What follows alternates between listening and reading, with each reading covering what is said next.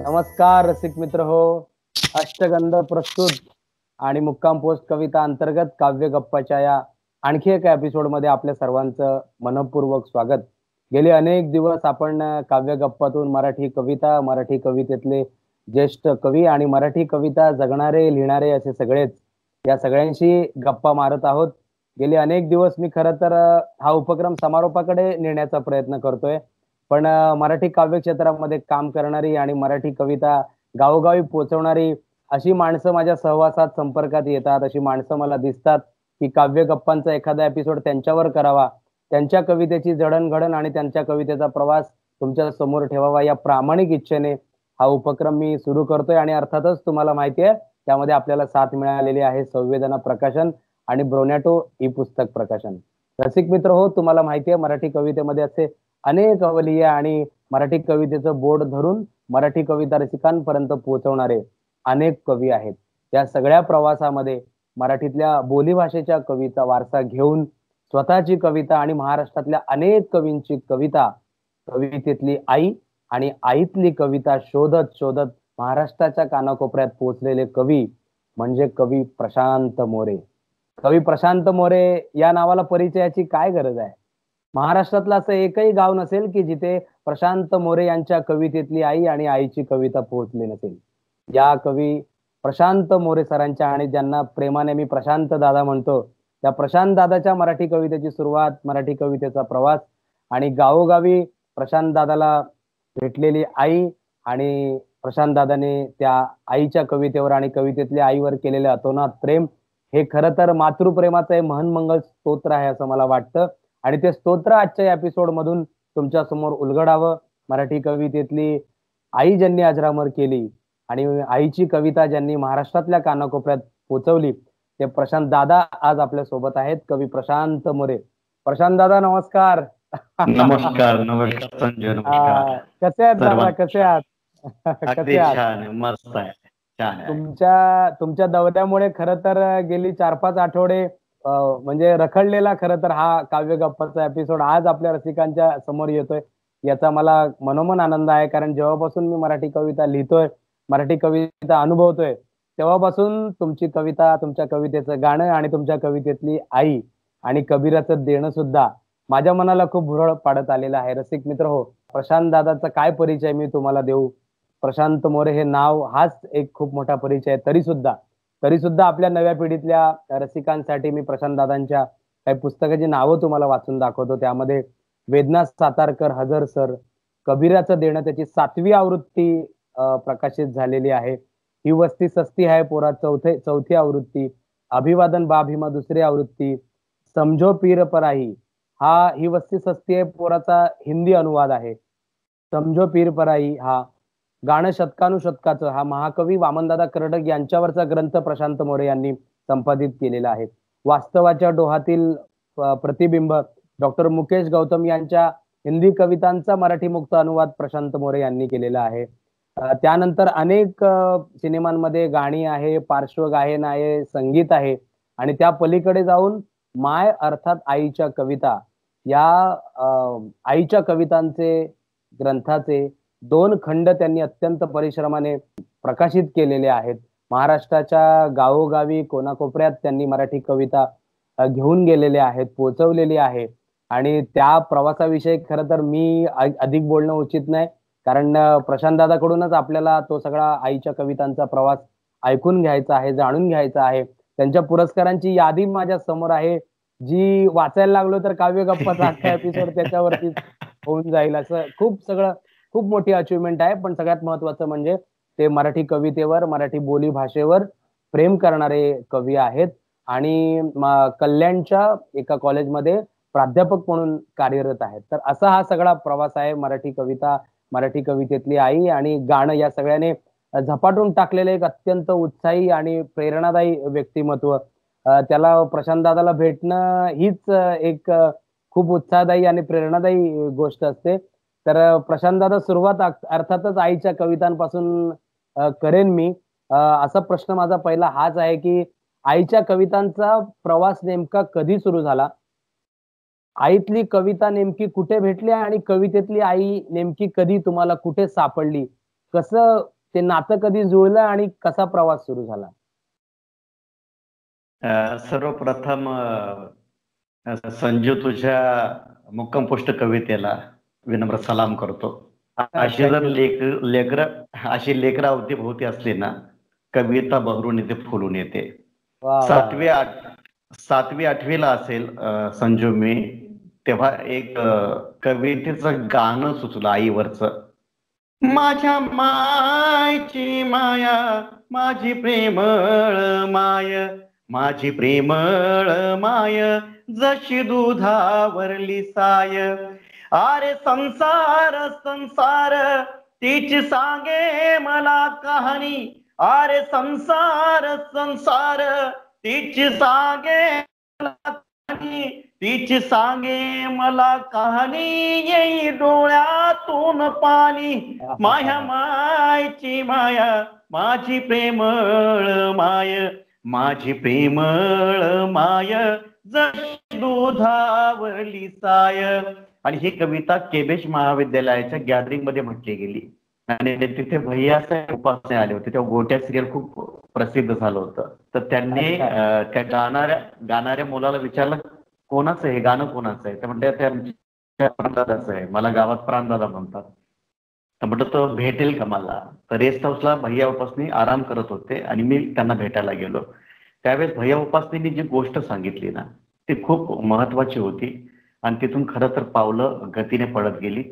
तेव्हा संजू माहित नव्हतं ही कविता, हे गाणं आहे की नेमकं काय आहे हे माहित नव्हतं. पण सुरुवात मात्र तिथून झाली. तिथून आई नावाची गोष्ट जी ती भेटली आणि मी एकदमच गाव सोडलं, घर सोडलं आणि शिकायला बाहेर पडलो.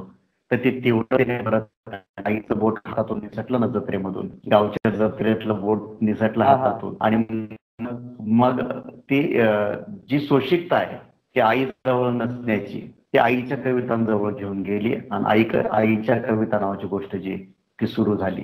ही गोष्ट सुरू झाली सत्या जास्त जोरामध्ये औरंगाबादला MA करत होतो आणि सुखात्मिका शोकात्मिका नावाचं एक नाटक जितो पाटील नावाचा आमचा दिग्दर्शक मित्र जो आहे तो करत होता, त्याने केलं होतं. त्याच्यामध्ये काही कविता मी म्हटल्या. हांबरून वासराले चालते जवा गाय, ही कविता मला औरंगाबादमध्ये सापडली.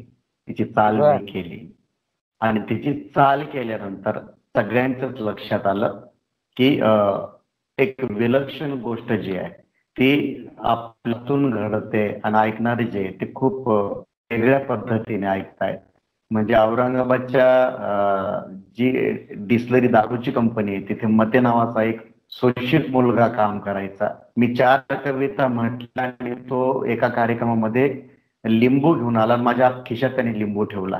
ते म्हणले, दादा राहू दे, तुझ्या गळ्याला नजर लागणार कोणाची. असे जेव्हा हे सगळे प्रेम करणारे मित्र भेटायला लागले ना आणि काळजीवाहू मित्र भेटायला लागले, तर तशी तशी आई उलगडत गेली आणि आईच्या कविता भेटायला लागल्या. मग अशोक बुरबुरींची कविता, माझ्या माय पुढे थेटे समदे देऊळ राऊळ, तिच्या पायाच्या चिऱ्यात माझ्या अजिंठा वेरूळ.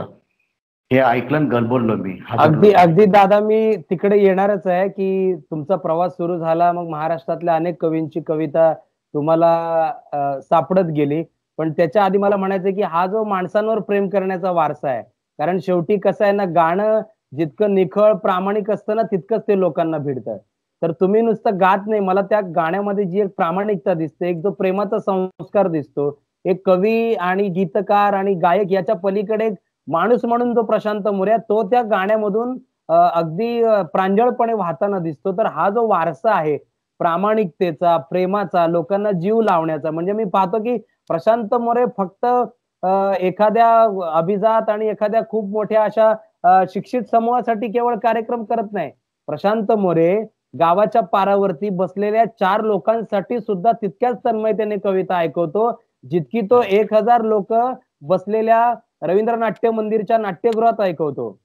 हा जो वारसा आहे की हा जो प्रांजळपणा तुम्ही जपलाय, ती जी प्रामाणिकपणा, हे जे लोकांवर प्रेम करण्याचं जे वेड म्हणण्यापेक्षा जो वारसा आहे, तो वारसा कुठून मिळाला? आईकडून मिळाला? खरं तर संजू, ह्या सगळ्या कवितांच्या प्रवासामध्ये माझ्या स्वभावामध्ये मी जे गुंतत गेलो त्याचं कारण मूळ आहे ना, माझ्या बापातली आई जी आहे ना ती फार मोठी होती. माझा बाप जो आहे ना तो आई होता, तो सगळं होता. आणि हे सगळे गुणसूत्र जे आहे हे वडिलांकडून माझ्याकडे आले, बाबांकडून माझ्याकडे. वडिलांनी सगळं दिलंय, खूप दिलंय. त्यांनी जर मला हे भरभरून ऐकवलं नसतं, दारात येणाऱ्या प्रत्येक फकीराचं गाणं जे आहे ना, त्यांनी मला बसायला लावलं ओट्यावर आणि त्यांनी सांगितलं हे ऐक. तेव्हा तेव्हा काही कळत नव्हतं संजू मला, की बाबा हे मला का ऐकवतायत, का माझ्यासाठी हे करतायत. पण ते माझी तयारी करून घेत होते असं मला वाटतं. आणि या सगळ्या अनवट चाली सुचतात ना, हे त्याचं देणं आहे. अगदी अगदी. तर म्हणजे ते वातावरण सगळं असं होतं, म्हणजे कौटुंबिक पार्श्वभूमी फार काही मोठी आणि खूप काही साहित्यिक वारसा, शैक्षणिक वारसा नव्हताच तुमच्या घरातही. पण त्यातूनही जेव्हा तुम्ही लिहायला लागलात, पुढे शिकायला लागलात, तेव्हा मराठी कवितेमध्ये अगोदरच एक प्रमाण भाषेचं, अजूनही प्रमाण भाषेचं एक न्यूनगंड आपल्या बहुजन आणि सामान्य कुटुंबातल्या मुलांना येतो. तो स्वाभाविकपणे तेव्हा तुमच्याही मनामध्ये असणार. तर तो ओलांडून आपण ही बोलीभाषेतली कविता, ही साध्या सोप्या माणसाची कविता, साध्या सोप्या माणसाचं गाणं घेऊन आपण मराठी साहित्य क्षेत्रात जाऊ शकतो, उतरू शकतो, लोकांपर्यंत पोहोचू शकतो, हे त्या क्षणी तर तुम्हाला वाटलं नसेल. अर्थात भीती वाटली असेल, कारण प्रस्थापित एक कविता, प्रमाण भाषेतली कविता, विद्यापीठीय कविता जी समाजमान्य झालेली आहे आणि आपण हे काहीतरी गावरान असं काहीतरी गावाच्या मातीतलं घेऊन जातोय रसिकांसमोर. त्यावेळी भीती नाही वाटली, आपण या प्रवाहामध्ये टिकू की नाही, पुढे आपलं काय होईल असं वाटलं नाही दादा? नाही, अजिबात भीती वाटली नाही, कधीच भीती वाटली नाही. भाषा आपली भाषा, आपल्या भाषेत आपण व्यक्त झालं पाहिजे. आपली भाषा आपली भाषा असते, ती कशी असो, ती ओबड असो, ती कशी असो, ती आपली असते आणि त्या भाषेमध्ये आपण व्यक्त झालं पाहिजे. कधीच भीती वाटली नाही संजू. मुंबईमध्ये आलो तर या कवितेसकटच लोकांशी भिडलो. त्या कालखंडामध्ये एक खूप मोठं टोळकं कार्यरत होतं, मुक्त छंदातल्या कविता लिहिणारं आणि एक अनियतकालिक काढणारं. त्या कालखंडात लोकांना असं वाटलं की चौथी नव्हता, पाचवी नव्हता, असं काही काही या टोळक्याने सुरू केलं. आणि असं अच्छा. वाटायला लागलं 15-15 पानांच्या कविता असायच्या. 15 पानांची एक कविता, अशी दीर्घ हां. कविता असायची. आणि ती इतकी अवघड, इतकी बोजड असायची किंवा त्याच्यापेक्षा मग निबंध लिहिलेला बरा असं मला वाटायचं. निबंध लिहिला असता तर ते चाललं असतं. निबंध सारख्या कविता यायला लागल्या आणि त्याला ही माणसं कविता म्हणायला लागली. त्यांचा एक खूप असा ग्रुप जमला होता, ज्याच्याकडे पैसा होता.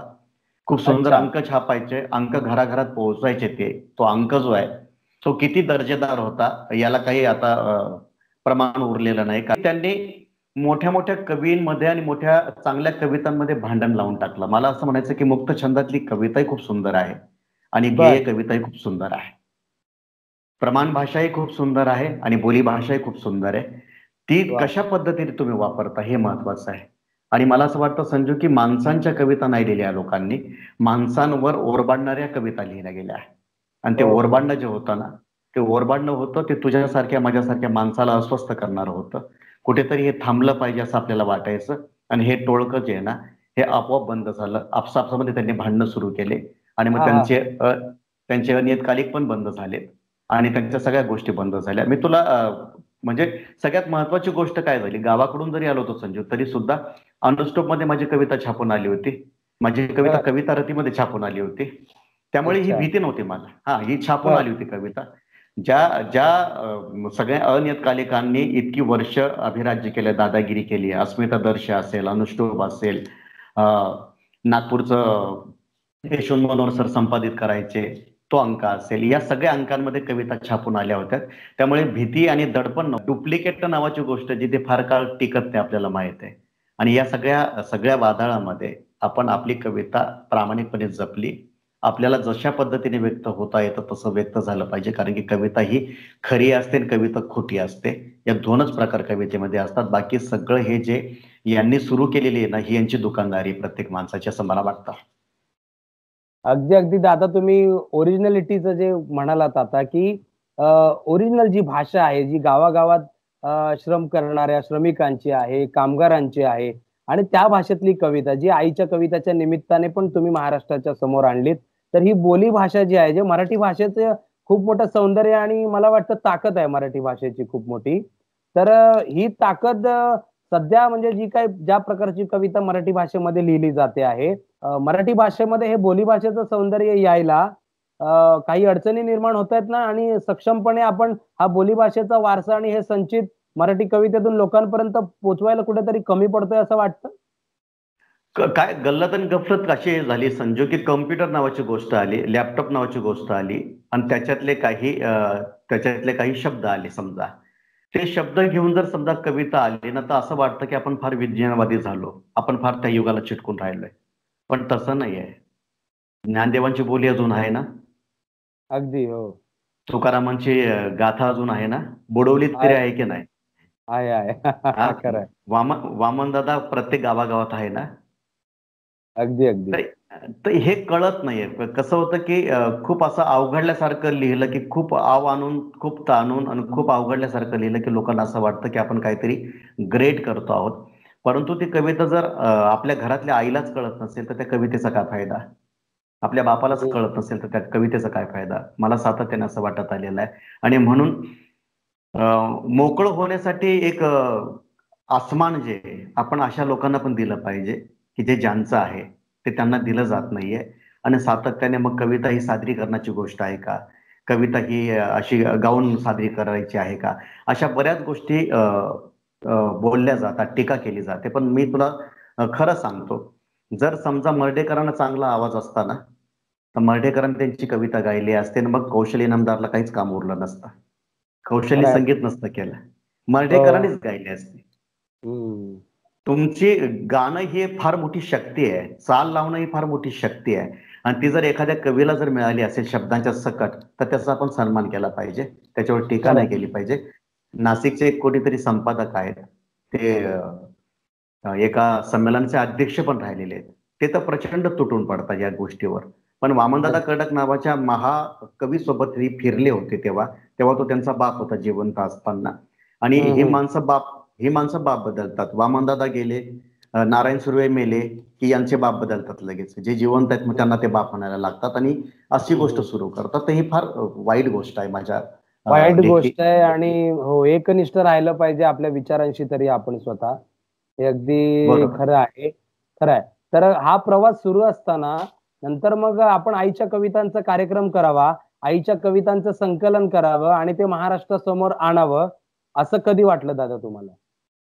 औरंगाबादलाच संजू आईच्या कवितांचा प्रयोग सुरू झाला होता. कारण की हं, तिथले जेव्हा मी ते सुखात्मिका शोकात्मिका नावाच्या एकांकिकेमध्ये काही कविता सादर केल्या. म्हणजे जात्यामध्ये दाणे नाही तरी माय वढायची, डोळ्यामध्ये पाणी नाही तरी माय रडायची. आणि हां. असल्या सगळ्या अनोख्या कविता लोकांनी ऐकल्याच नव्हत्या कधी. कधीच हं. ऐकलेल्या नव्हत्या. तो माझ्या अभ्यासाचा आणि माझ्या आवडीचा भाग म्हणून गोळा करत गेलो मी. त्याला चाली लावत गेलो आणि सहज रूममध्ये त्या म्हणत गेलो मी. जे रूम पार्टनर म्हणायला लागले, "अरे फार भारी आहे. फार चांगलं आहे." आणि मग हे हं. संत एकनाथ रंगमंदिरामध्ये जेव्हा त्याचा आवाज घुमला, तर हे लोकांना कळायला लागलं, की हे फार वेगळं आहे, अप्रतिम आहे आणि याचं तू काहीतरी केलं पाहिजे. असं मग लोकांकडूनच सगळं एक गोष्ट यायला लागली.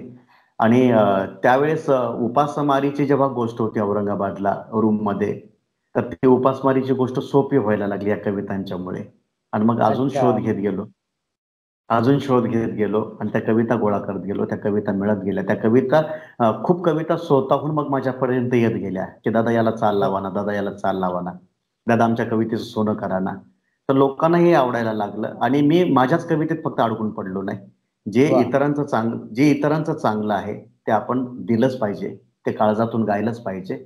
हा विचार जो वडिलांनी दिला होता आणि ज्या फकीरांचा निर्गुणी स्वर हा काळजात पेरला गेला ना, त्या निर्गुणी स्वरामुळे मला खेड्यामध्ये प्रचंड लोक माझ्यावर प्रेम करतात. कारण त्यांच्या काळजाचं ते वाटायला लागतं आणि ती अगदी, गोष्ट अगदी. मी जपून ठेवली आहे. अगदी, अगदी. कोणत्या स्वरूपाचे कवी भेटत गेले आणि त्यांच्या कवितेतलं वेगळेपण काय होतं आईच्या कवितांमधलं? हे कवी जे होते ना संजू, यांना काय माहित नाही. यांनी कधी स्वतःची अशी वाटेवारी वर्गवारी केली नव्हती. बरं. हे बिचारे लिहित होते, लिहितच होते.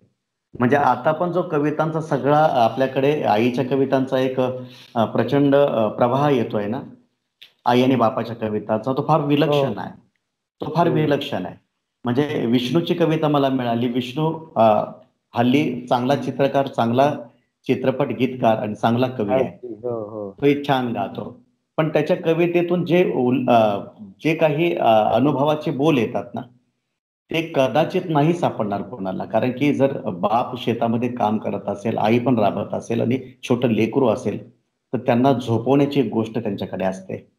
ती हं. ओवी नसते, ती अंगाई नसते. झोपायची गोष्ट काय असते तर विष्णू असं म्हणतो, रान जळाया लागल मन खचल बापाच, रान जळाया लागल मन खचल बापाच, स्तन झाकून माईन पाणी पाजल आफूच, तन झाकून मायन पाणी पाजल आफूच, गुंगीवर आली गुंगी सोंग घेतल झोपेच, कस डोळ्यानी शेंदाव पाणी पहिल्या खेपेच, कस डोळ्यान शेंदाव पाणी पहिल्या खेपेच. हे जे आहे ना हे संजू अनुभवाच्या अंतीच लिहिता येईल आपल्याला. अनुभव असेल तर लिहिता येईल. आणि विष्णू आधी शेतात राहतोय, शेती पण करतोय, शेती मातीमध्ये पण राबतोय आणि त्याच्याकडून जे येतं, चूल पेटून झाली दिस बुड त्या वक्ताला, नवसाचा गेला नूर देव पावना भक्ताला, देव पावना भक्ताला, थुका गिळून पोटात सारी झोपली उपाशी, थुका गिळून पोटात सारी झोपली उपाशी, फास घेऊन हातात यम थांबला खोपाशी. गेल्या जन्माची विठ्ठला फळा येऊ दे पुण्याई, गेल्या जन्माची विठ्ठला फळा येऊ दे पुण्याई, थोडी पाऊस पाण्यान वाहू दे रे गंगामाई, थोडी पाऊस पाण्यान वाहू दे रे गंगामाई, रान जळाया लागल मन खचल बापाच, थान झाकून मायन पाणी पाजल आफूच. तर ही एकाची गोष्ट नाही, समस्त कास्तकाराची गोष्ट, समस्त बळीराजाच्या घरातली गोष्ट आहे. आपल्याकडचा बळीराजा जो आहे तो 99% आहे. म्हणजे या कवितांनी खरं तर अशा कितीतरी लोकांची दुःख गिळली आहेत असं म्हणावं लागेल. आणि त्या दुःखाचं गाणं झालेलं आहे खरं तर. म्हणजे त्या दुःखाला गाण्याचं स्वरूप येऊन ते काही अंशी तरी कमी होणं, म्हणजे अभिव्यक्ती ही जी माणसाची गरज आहे आणि ती जेव्हा कवितेतून व्यक्त होते, ती अभिव्यक्ती, ती अस्वस्थता, ते दुःख, तेव्हा त्या दुःखाचंही गाणं त्या कवितेमुळे होतं. ही किती सकारात्मक गोष्ट आहे खऱ्या अर्थाने. याला विरोध करणं किंवा काय हे म्हणजे काय आवश्यकताच नाही आहे याची. ते समजून घेणं की ते गाणं कुठून आलंय, कसं आलंय, हे जास्त महत्वाचं आहे. संजू, या लॉकडाऊनच्या कालखंडामध्ये मला 2 अनुभव इतके सुंदर आले. एक दीपाली शिंपे नावाची मुलगी आहे. आईच्या कवितांचे प्रयोग आपले जिथे जिथे कुठे झालेत ना, ते फार लोकांनी जपून ठेवले, काळजातून जपून ठेवले. नामदेव कोळे नावाच्या या कवी मित्राने एक व्हिडिओ मला पाठवला होता. तो प्रवास करत होता लोकलने आणि त्यावेळेस सामोर असलेली ती मुलाखत सामोरची तो एक माणूस सगळा बघत चालला होता आणि त्याच्या डोळ्यामध्ये पाणी होतं. तो व्हिडिओ जो आहे तो मला तिथून नामदेवाने पाठवला. किंवा एकदा दादरच्या त्या ब्रिजवर एक आंधळा माणूस जो आहे तो बासरीवर आपली कविता वाजवत होता. तुझा हात परीस माझा लोखंडी झुला, हात परीस लागता झुला सोन्याचा झाला, झुला सोन्याचा झाला. या कवितेचा तो व्हिडिओ पण केला होता. आई शेतामध्ये राबत होती आणि त्या माईसाठीचा तो व्हिडिओ जो आहे ना तो प्रचंड आवडला सगळ्या लोकांना. तिथे गीतेश शिंदे नावाचं जे आपलं लिहिणारं लेकरू ते थांबलं, त्याने ते सगळं ऐकलं, त्याने विचारलं त्या आंधळ्या माणसाला, तर त्याने सांगितलं प्रशांत दादाची कविता आहे. कारण की ते लेकरू जे आहे ते 12 ते 2 पर्यंत बासरी वाजवत आणि 2च्या नंतर कॉलेज करतं. असं कमालीचं लेकरू येते आणि त्याच्यातून त्याला पैसा मिळतो. त्या पैशावर तो शिक्षण घेतो स्वतःच. हर्षद नावाचा मुलगा येतो. आणि अशी लेकरं जेव्हा आपल्याला भेटतात आणि आपली कविता जर कोणाच्या जगण्याचा आधार होत असेल तर याच्यापेक्षा मोठी गोष्ट नाही समजू कुठलीच. कविता ही जगण्याचा आधार व्हावी. पसायदान हे माणसांच्या जगण्याचे आधार झाले. कवितांच्या प्रार्थना झाल्या पाहिजे संजू, नाही तर माणसांच्या हातामध्ये हत्यारं येतील. आता जिभेवर जे हत्यारं चालतायत ना ती कदाचित उद्या हातात येतील असं वाटायला लागतं. आणि म्हणून तू मधाळ मधाची गोडी, तू मायेची दिवाळी तुल पेटली पेटली, तुझ्या नशिबी सदाची होळी, कोण्या येड्या सटवाईन तुझं करम लिवल, तुझं जगन मरण चार भिंतीत चिनल, टाक टाकून गेली नाही वाटली तिला लाज, घरादाराच सार सार तुझ्या डोईवरी ओझ, सटवाईला विचारीन जाब काय दुश्मनी व होती, दिली साऱ्यांना झाली माय गुलामीत होती, खूप सोसले तू आई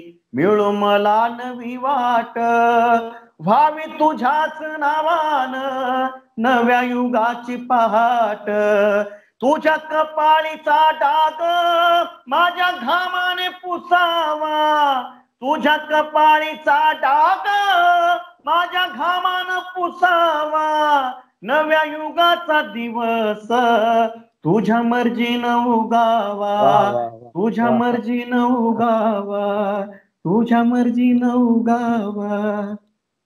अगदी हे माझ्या अंगावर आताही शहारे आले. खरं तर दादा, आपण फक्त कविता लिहिणारी माणसं नाही आहोत, तर कवितेतला शब्द जगणारी माणसं आहोत. आणि पटकन मला एक म्हणजे सुचलं असं, ही कविता जेव्हा जेव्हा मी ऐकतो तेव्हा मला आईच्या पावलाशी घुटमळत असलेली मुलंही घेऊन तिला वृद्धाश्रमात सोडून येणारी मुलंही दिसतात. आणि एकाच वेळी अतोनात आनंद आणि अतोनात दुःखही माझ्या जवळ येतं. तर ही आई असेल किंवा आईमधली एक स्त्री असेल, आई काय किंवा बाई काय, ह्या दोन्ही गोष्टी काळ बदलतोय, आता आईची मम्मी झाली आहे आणि मुलंही बदलत आहेत. त्यामुळे म्हणजे अगदी अपरिहार्यता असेल कदाचित, वृद्धाश्रम ही काळाची गरज सुद्धा असेल. पण खरंच घराघरातली आई नावाची विद्यापीठ कमी झाली आहेत, ती घराच्या बाहेर गेले आहेत. आणि त्यामुळे पिढीच्या जडणघडणीमध्ये सुद्धा काही उणीवा राहत आहेत असं वाटतं तुम्हाला? हे चित्र फक्त काही शहरांपुरतं मर्यादित आहे, पण गावखेड्यामध्ये बापाचं आईचं जगणं जेणं जसं आहे तसंच आहे, बदललेलं नाही. फक्त तिथेही लेकरं जे आहे आईला वृद्धाश्रमामध्ये पाठवायला लागली, हे फक्त चिंतनाची बाब आहे. मात्र बदललेलं काय नाही, माणसाची मानसिकता फक्त बदलत चालली आहे. ती मानसिकता तर आपल्याला अशा पद्धतीने बदलायची की नगरला हा प्रयोग मुद्दामून 3 वेळा केला. संजय कळमकर नावाचे लेखक मित्र आहे, आपले कथाकार आहेत, खूप सुंदर पद्धतीचं ते नियोजन करतात. त्यांनी मुद्दामून हा सगळा कार्यक्रम जो आहे तो शिक्षकांसाठी घडवून आणला आणि खूप ठिकाणी घडवून आणला नगर जिल्ह्यामध्ये. आणि तेव्हाचं चित्र असं आहे की आईला सोडून आलेले लेकरं जे ते परत आईला गेल्या वृद्धाश्रमात गेले, त्यांनी आईला परत घरात आणलेलं आहे. याच्या खूप कहाण्या माझ्या पुढ्यात आहे. आणि आईच्या कवितेने ही गोष्ट केलेली आहे. आईच्या कवितेने त्या पूजा नावाच्या मुलीचा जीव वाचवला आहे. एक कांबळे नावाचे पोलीस आहेत अंधेरीला, करोनाच्या कालखंडामध्ये आपल्या आईच्या कवितांनी त्यांची आई वाचली. ते म्हणतात की तुम्ही सगळ्यात मोठं औषध देणारे डॉक्टर आहात माझ्यासाठी, आणि दादा तुम्हाला मला भेटायला यायचंय. अशा लोकांच्या जर कामामध्ये आपली कविता येत असेल ना आणि माणसं उभी करत असेल ना, तर याच्यापेक्षा मोठी गोष्ट काहीच नाही संजू साहित्यामध्ये. खरंय अगदी. हो. आहे हा सगळा प्रवास मी स्वतःही पाहिलेला आहे, अनुभवलेला आहे. आणि आईच्या कविता या संग्रहामध्ये ज्या लोकांच्या प्रतिक्रिया आलेल्या आहेत, अरुण म्हात्रे सरांपासून ते सुशील कुमार शिंदेपर्यंत, म्हणजे अनेक लोकांनी, आणि ते अगदी प्रातिनिधिक स्वरूपामध्ये तुम्ही त्या पुस्तकात घेतलेलं आहे. पण त्याच्या पलीकडे अशा कितीतरी कहाण्या आणि कितीतरी अभिप्राय लोकांचे आहेत, लोकांच्या ओठावर आहेत. ती गाणी सगळी तुम्ही जी पेरलेली आहेत ती गावागावामध्ये अजूनही आहेत. पण थोडंसं तुमच्या कवितेकडे येतो दादा. हे सगळं करत असताना आणि आईच्या कविता तुम्ही सादर करत असताना, लोकांमध्ये जात असताना, कबीराचं देणं या तुमच्या पहिल्या संग्रहात तुमची म्हणून जी कविता आहे, त्या कवितेची तुमची म्हणून जी काही वैशिष्ट्य आहेत, त्या कवितेची काही लेखन वैशिष्ट्ये आहेत. आईच्या कवितांचे प्रयोग करता करता प्रशांत मोरे म्हणजे आईच्या कविता आणि आईच्या कविता म्हणजे प्रशांत मोरे, हे एक समीकरण झालं. आणि त्याचा परिणाम असाही झाला की तुमची स्वतःची जी कविता आहे, इतरांच्या कविता पोहोचवता तुमची स्वतःची जी कविता आहे ती थोडीशी मागे पडली असं मला वाटतं. तुम्हाला काय वाटतं, असं झालंय का म्हणजे नकळतपणे? नाही, असं नाही झालं संजू, कारण की असं जर झालं असताना तर मग कबीराचं देण्याच्या 7 आवृत्त्या गेल्या नसत्या. जिनं फाटतया तिथंच व्हावा धागा, पाय दुःखाच्या कष्टानं लिपाव्या भागा. शहरातल्या मायबाईपासून तर गावातल्या पाड्यावरच्या बाईपर्यंत ही कविता म्हटली जाते. मैना कवितेचे तर एवढे व्हिडिओ तुला सापडतील, कोण कुठे ती कविता म्हणतंय, कशा पद्धतीचे म्हणतंय मला सांगता येत नाही. जीव लगा रे मैतरा तुझ्या बोलण्याचे घाव, माझा तुटलेला गाव, माझा फाटलेला गाव, सई बोल की बाहुली, सई बोल की बाहुली, अशा कविता असतील ना, या कवितांनीही काळीच पिळवटून टाकलेलं आहे. आणि अशोक राणेंनी तर ती कविता त्यांच्या सिनेमामध्ये वापरली. अशोक राणेंनी कथा तिच्या लग्नाची नावाच्या सिनेमामध्ये, आणि ते अजय गोगावले नावाच्या आत्ताच्या आघाडीच्या संगीतकाराने ती गायक म्हणून गायलेली कविता, ती माझी कविता आहे. त्याला आनंद मोडकांचं संगीत आहे. ओल्या काळजाची हाक आली येशीत दुरून, राघुचंद्र कोरा आना, मैना देते अवताना. तर मला असं वाटतं संजू, जर समजा माझी कविता मागे पडली असती तर ही वस्ती सस्ती हाय पोरा, अभिवादन बा भीमा, जळत्या दशकाची लोकगाथा, असे मी वेगवेगळे प्रयोग केले नसते. आणि अजून एक तुझ्या माहितीसाठी मी म्हणून सांगतो की गेय कवितेवर टीका करणाऱ्या लोकांनाच उत्तर म्हणून मी मुक्त छंदातला काही प्रयोग केला होता. ही वस्ती सस्ती हाय पोरा अख्खा मुक्त छंद आहे. वेदना सातारकर हजर आहे सर, अख्खा मुक्त छंद आहे. कुठेही गेय नाही बघतो, कुठेही गेय कविता नाही, त्याच्यामध्ये मुक्त छंद आहे.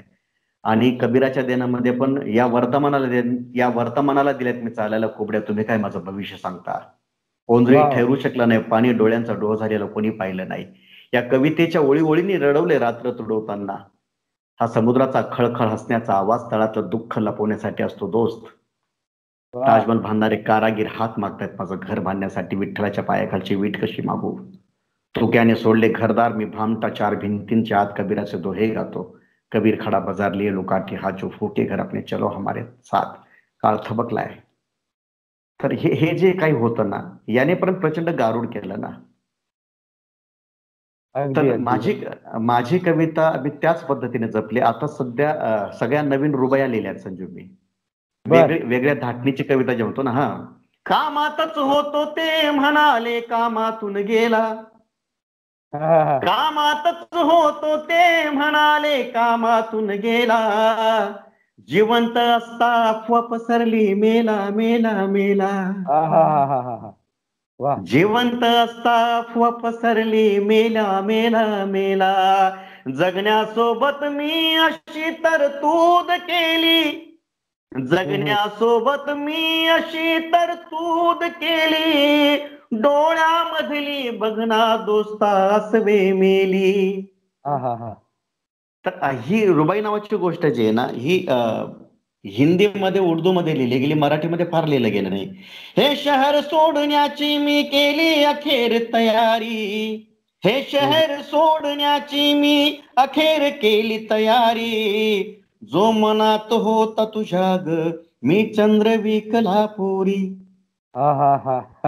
जो मनात होता तुझ्या ग मी चंद्र विकला पोरी, या शहराने जगण्याची ही कधी दिली ना ग्वाही, या शहराने जगण्याची ही कधी दिली ना ग्वाही, मी स्वप्नांच्या गल्ल्यांमधून फिरत राहिलो बाई, मी स्वप्नांच्या गल्ल्यांमधून फिरत राहिलो बाई, खूप हसणाऱ्या वेड्याने पुरवला पिछा, खूप हसणाऱ्या वेड्याने पुरवला पिछा, खूप रडण्याची मग राहून गेली इच्छा, खूप रडण्याची मग राहून गेली इच्छा. रुबाई नावाची गोष्ट पण येते. वा वा दादा, हा सगळा कविता सादरीकरणाचा उत्साह म्हणजे पायाला भिंगरी लावल्यासारखं तुम्ही महाराष्ट्रात फिरत असता. कधी फोन केला तर आज जालन्याला आहे, उद्या धुळ्याला आहे, आणि ते अगदी काही काळासाठी नाही, सगळं सातत्याने करताय. तर असं सगळीकडे फिरताना कधी थकवा येत नाही का? काय करता असं थकवा आल्यानंतर? नाही, थकवा यायला लागलो की तुझ्यासारखे सगळे लेकर आहेत ना आसपास जवळ, त्यांनी तटबंदी केली आहे दादाला ते सावरतात, त्या दादाला पडू देत नाही, दादाला सावरून ठेवतात. ते मध्येच एखादा कुशल राऊत भेटतो अकोल्याच्या अकोटमध्ये, आणि तो अप्रतिम लिहितो. त्याची कविता मग आपल्याला वाटतं की ही काळजाची भाषा आहे ना, ही सगळी ती आपण बोलली पाहिजे. त्याने असं लिहिलंय की चिंचेले चिंचा बोरीले बोर, चिंचेले चिंचा बोरीले बोर, लिंबाच्या सावलीले खेळतात पोर. वा आंब्याले आंबे जांबाले जाम, आंब्याले आंबे जांबाले जाम, जमिनीत जिरते बापाचा घाम. हा हा हा हा हे काय हे बात. जे कमाली हे कमालीच आहे ना संजू. हे हे आपल्याला तिथे भेटतं ना, आपण गेल्यावर भेटतं ना. याला मी मग कोरस लाईन मी स्वतः लिहिली. ते बर कुशलला म्हटलं की मला कोरस लाईन लिहून देतो, म्हटलं दादा मला नाही जमणार. मग मी लिहिलं, बारो मास देहाची लाही लाही लाही, हम्म. बारो मास देहाची लाही लाही लाही, सूर्याजीचे तव्याले जीव देला बाई, हा हा सूर्याजीचे तव्याले जीव देला बाई. चिंचेले चिंचा बोरीले बोर, लिंबाच्या सावलीले खेळतात पोर. उन्हाळ्याचं ऊन मिरगाचं पाणी, कष्टकार बापाची कष्टी जिंदगानी. हम्म. किती सोपं आहे, किती सुंदर आहे. फोपाटातली भाकर चुलीवरच बेसन, असं कष्टाचं जीन कुणाचं नसन. वा वा चिंचेले चिंचा बोरीले बोर, लिंबाच्या सावलीले खेळतात पोर. बळीराजा म्हणे कोणी पोशिंदा म्हणते, बळीराजा म्हणते कोणी पोशिंदा म्हणते, माय मातर घरात एक टाइम रांधते. वा वा वा चिंचेले चिंचा बोरीले बोर, लिंबाच्या सावलीले खेळतात पोर, लिंबाच्या सावलीले खेळतात पोर. वा वा वा दादा, आता तर ही सगळी गाणी, या सगळ्या कविता घराघरात पोचल्या. पण जेव्हा तुमचा अगदी उमेदीचा काळ होता, आणि त्या उमेदीच्या काळामध्ये तुमच्या समोर पण काही मोठे कवी असतील, जसे मी मी आता उमेदीच्या काळात आहे, तर माझ्या समोर अनेक मोठे कवी आहेत. तुमच्या या उमेदीच्या काळामध्ये पाडगावकर असतील, किंवा कवी ग्रेस असतील, किंवा चित्रे खानोलकर असतील, अशा अनेक कवींसोबत तुमचा कधी परिचय झाला का? तुम्ही त्यांना भेटलात का? ही गाणी त्यांना ऐकवलीत का? आणि त्यांच्या काय प्रतिसाद होता तेव्हा, म्हणजे असा परिचय झाला कवींशी त्यांना भेटलात तेव्हा? नारायणदादा सुर्वेंसोबत दौराच केला होता आम्ही. बर कोकणचा दौरा केला होता. निरंजन दादा उजगरे होते, अरुणदादा म्हात्रे होते, महेश केळुसकर होते, आणि बर किशोर कदम होता. तर खूप दौरे त्यावेळेस केले. पण आपली कविताच इतकी सच्चेपणाची आहे ना, की तिथे कोणाचं टेन्शन कधी आलं नाही मला. आणि बर कोणाचं टेन्शन पण आलं, कोणाला बिचकलो पण नाही मी. पाडगावकर होते पिंपरी चिंचवडच्या एका महोत्सवामध्ये, आणि मग खूप कार्यक्रम आम्ही सोबत केले. तर असं कधी झालं नाही. त्यांच्या प्रतीची त्यांची कविता होती, माझ्या प्रतीची कविता माझी आहे. पण फक्त की त्यांच्या कवितांचा आस्वाद खूप घेतला आम्ही. पण बर त्यांच्यासारखं लिहावंसं मला वाटलं नाही कधीच. कुणासारखं आपण लिहायचं नाही, आपण आपल्यासारखं लिहायचं. वा विठ्ठल वाघ होते, रामदास फुटाणेंनी तर अख्खा महाराष्ट्राने अख्खा देश फिरवला, अख्ख्या देशभर घेऊन गेले ते. तर तेव्हाही असं वाटलं नाही की सगळी मोठी मोठी माणसं आहे, आणि यांनी खूप सगळ्यांनी माझ्यावर प्रचंड प्रेम केलं. म्हणजे नामदेवदादा ढसाळ असतील, नारायणदादा सुर्वे असतील, तर आत्ताचे अरुणदादा म्हात्रे, आणि आत्ताचे सगळे लेकरं जे आहेत ते, कोणीही माझ्यासोबत दुजाभाव केला नाही. माझ्या कवितेला मला खूप प्रेम दिलं या सगळ्या मंडळींनी. त्यामुळे या मंडळींचं काहीसं वाटतं नाही. फक्त ग्रेस नावाचे कवी जे आहे, त्यांना दमानी पुरस्कार दिला होता सोलापूरला, आणि त्यांनी हो एक हो दीड दोन तास ते त्या संदर्भात खूप बोलले की बर भेसरबिंदी माझ्या कवितेच्या नाकात घालून टाकली, आमका आमकं धमकं धमकं. ते मध्ये मध्ये इंग्लिश पण बोलायचे, स्पॅनिश पण बोलायचे, आणि त्यांना ज्या ज्या भाषा त्या पण बोलायचे, आणि ते काही लोकांना हो कळायचं नाही सभागृहामध्ये. तर ते गारुड केल्यासारखं असं, आणि लोक खूप मूर्ख आहेत, वेडे आहेत, ऐकून घेतात आपलं, असं पण ते करायचे. आणि मग ते रेस्ट हाऊसला गेले, आणि ते त्यांच्या रूम मध्ये बसले होते. तर मला असं अच्छा. वाटलं की हा, ग्रेसचा पण एवढं सगळं ऐकून घेतलं, ग्रेसने कोणाचंच ऐकलं नाही, तर ग्रेसला आपली हम्म. कविता ऐकवायची. ते अच्छा. रात्री हा जेवण करून मी आलो, आणि मी त्यांचा दरवाजा ठोठावला. ते प्रचंड वैतागले रात्री. म्हणजे काय म्हटलं, काय नाही, कविता ऐकवायची तुम्हाला. किती आणि वाजता आता हे सगळं, किती वाजले होते हे तेव्हा? 12 साडेबारा 1चा वेळ होता रात्रीचा. अच्छा, तुम्ही त्यांना कविता ऐकवायला म्हणून गेलात? हा. हो हो, म्हटलं तुम्ही एवढं जर सगळ्या सभागृहाला ऐकवता, तर नवीन कवी लिहितात, जे नवीन लेकरं लिहितात, त्यांचं पण ऐकून घ्या ना, नवीन लेकरं हो. काय लिहितात. हा हा तर ते हा चिडले नाही, म्हटले सकाळी भेट. नाही म्हटलं, सकाळी नाही भेटणार, मी आताच ऐकवणार. कविता हा ऐकायला लागेल तुम्हाला, आणि कविता चांगली किंवा वाईट हे पण तुम्हाला सांगायला लागेल म्हटलं. बर. त्यांना कविता ऐकवली मी त्यांना आणि म्हटलं की चांगलं काय वाईट काय हे तुम्ही सांगा.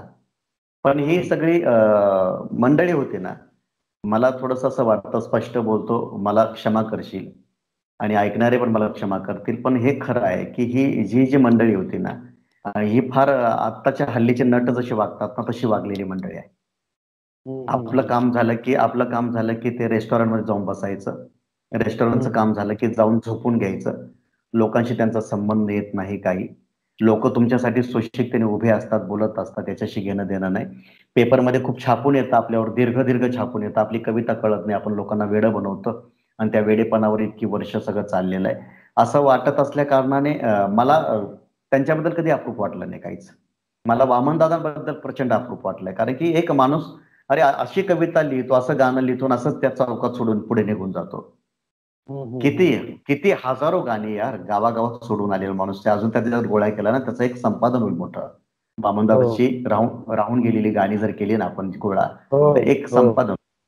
आणि गल्लीमध्ये जा, वस्तीमध्ये जातो मी ना, ज्यांच्या डोळ्यामध्ये आसवच साचलेली आहेत ना, ते आसव जरा गालावर उघडून आहे ना त्यांच्या, त्यांच्याही मनाचं, हृदयाचं जरा स्पंदन जे आहे ते धडधडू द्या ना जरा. त्यांना थांबू नका असं मध्येच ना तुम्ही. आणि सगळ्यात मोठी मौलिक गोष्ट आहे, आईच्या कवितांचा प्रयोग वाळव्याला झाला संजू. हा वाळव्याला तू कधी पण गेला, आताही तू वाळव्याला गेला तर तुला एक गोष्ट लक्षात येईल. हरिपाठाचे अभंग झाले मंदिरात की आपल्या आईच्या कवितांची सिरी लावतात, ते आईच्या कविता हा हा लावतात हा.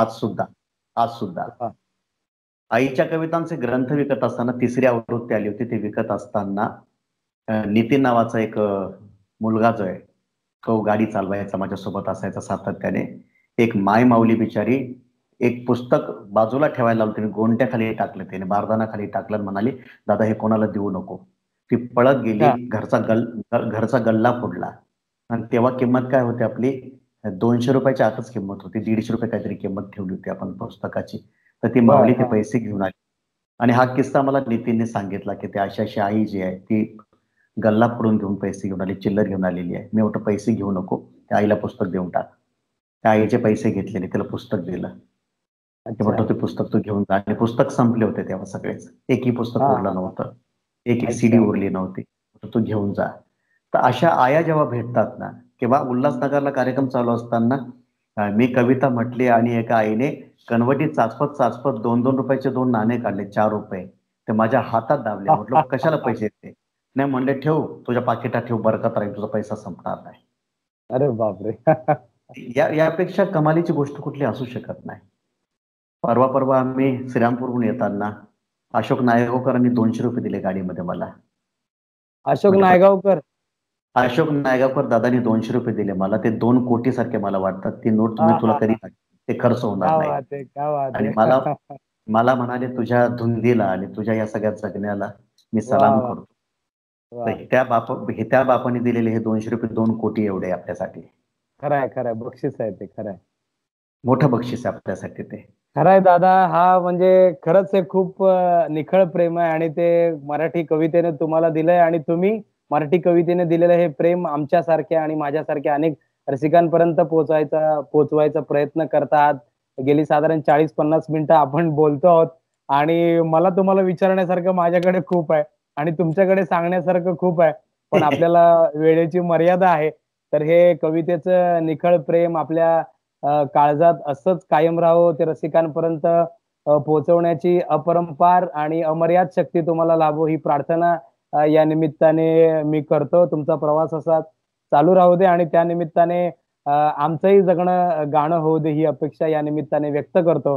आणि धन्यवाद दादा मनापासून आजच्या काव्य गप्पांसाठी तुम्ही वेळ दिलात त्यासाठी. Love you Sanju, love you, love you.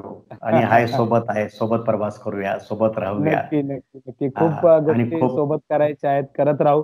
आपल्या रसिकांना मी सांगू इच्छितो, की रसिकांनो, काव्य गप्पाच्या एपिसोडचाही तुम्ही आनंद घ्या आणि आपला हा प्रवास असा सुरूच राहील. मी पुन्हा एकदा संवेदना प्रकाशन आणि ब्रोनॅटो ई पुस्तक प्रकाशन आणि वितरण यांचे आभार मानतो या उपक्रमाला त्यांनी सहकार्य केल्याबद्दल. संवेदना प्रकाशनाची पुस्तकं तुम्ही वाचा, इतर अनेक प्रकाशनाची पुस्तकं वाचा. प्रशांत मोरे यांच्या आईच्या कवितांचा संग्रह तुम्हाला लवकरच मिळेल, त्याचाही तुम्ही आस्वाद घ्या. आणि नव्या ई-बुक पुस्तक आणि प्रकाशनासाठी ब्रोनॅटोचे शैलेश खडतरे यांच्याशी अवश्य संपर्क साधा. मराठी कवितेवर प्रेम करत राहा आणि आपलं जगणं अधिकाधिक सुंदर करत राहा. भेटूया पुन्हा एका नव्या एपिसोड मध्ये. तोपर्यंत मनपूर्वक नमस्कार. थँक्यू. नमस्कार.